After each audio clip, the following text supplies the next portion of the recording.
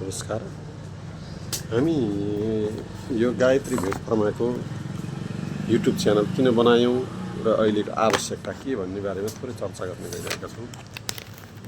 वर्तमान समय भनेको सामाजिक सञ्जाल, नेट, इन्टरनेटले सम्पूर्ण बिजनेस व्यवसाय र सम्पूर्ण कुराहरूलाई ओगटेको अवस्था हो। त्यसमा हामी लगभग धेरै पुराना मान्छे लगभग सामान्य जीवनदेखि यहाँसम्म आउँदा कृषिका अवस्थाहरू, कृषिमा भएको परिवर्तन लगायतका कुराहरूमा म आफै पनि त्यसको अनुभव गरिरहेको छु। लगभग यो कृषि पेसामा मेरो 25 देखि माथिको अनुभव छ। हामी यो एग्रोवेट व्यवसाय लगभग मैले 2056 सालदेखि निरन्तर रूपमा यो पेसा गरिरहेको छु। यसले कृषिमा पारेको प्रभाव र अहिले हामी कसरी कृषिमा कुन खालको अवस्था छ र त्यसले कृषि कार्यले मानव जीवनमा र समाजमा र देशमा कसरी चाहिँ परिवर्तन र योगदान गर्न सक्छ भन्ने कुराको पनि त्यसको प्रत्यक्ष म स्वयं अनुभवी छु।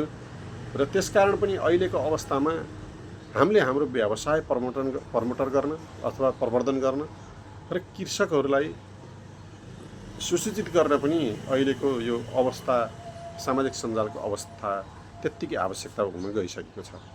धेरैजसो किसानहरू युट्युब हेरेर चाहिँ विभिन्न खालका कुराहरू प्रश्नहरू गर्ने भएकाले हामीले पनि अबको अवस्थामा युट्युब आफूले सञ्चालन गर्न सकेनौँ, युट्युब आफ्नो च्यानल बनाउन सकेनौँ भने फेरि पनि किसानले चाहेको जस्तो उहरू दिन सक्दैनौँ कि भन्ने हिसाबले पनि हामीले त्यो कुरा चाहिँ बुझेर अहिले हामी यो गायत्री भेट सेन्टरको युट्युब च्यानल निर्माण गरेर आफ्ना साना भनाइहरू र विभिन्न सुझावहरू राख्दै गइरहेका छौँ।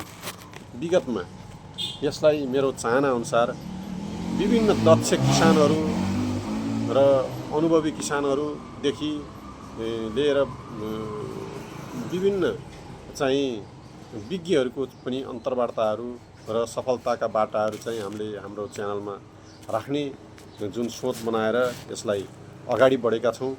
र छोटो समयमा नै हामीलाई लगभग 150 को जनाले सब्सक्राइब गर्नुभएको छ।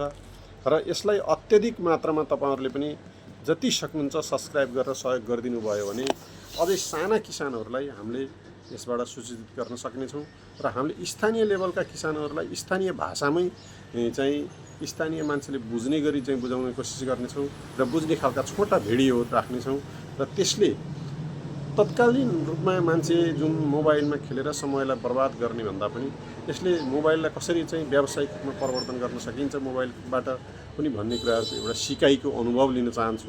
त्यसकारण तपाईँहरूमा मैले यो हाम्रो युट्युब च्यानल गायत्री भेट सेन्टर छ, यसलाई चाहिँ तपाईँहरूले सब्सक्राइब गरेर हामीलाई लाइक र सेयर पनि गरिदिनु होला।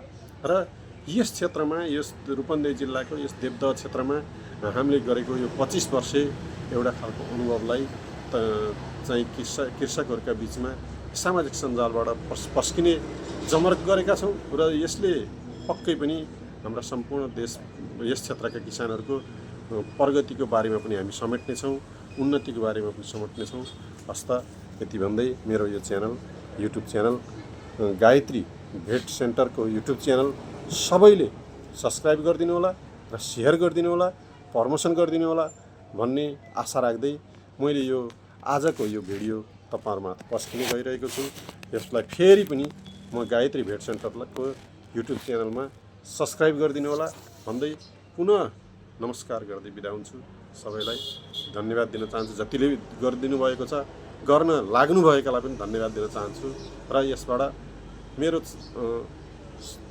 क्षमताले भ्याएसम्म विभिन्न खालका सफलताका, सामान्य किसानहरूका सफलताका कुराहरू समेट्नेछु र त्यसले पारेको प्रभावको बारेमा समेट्नेछु भन्दै म बिदा हुन्छु। हस्त नमस्कार।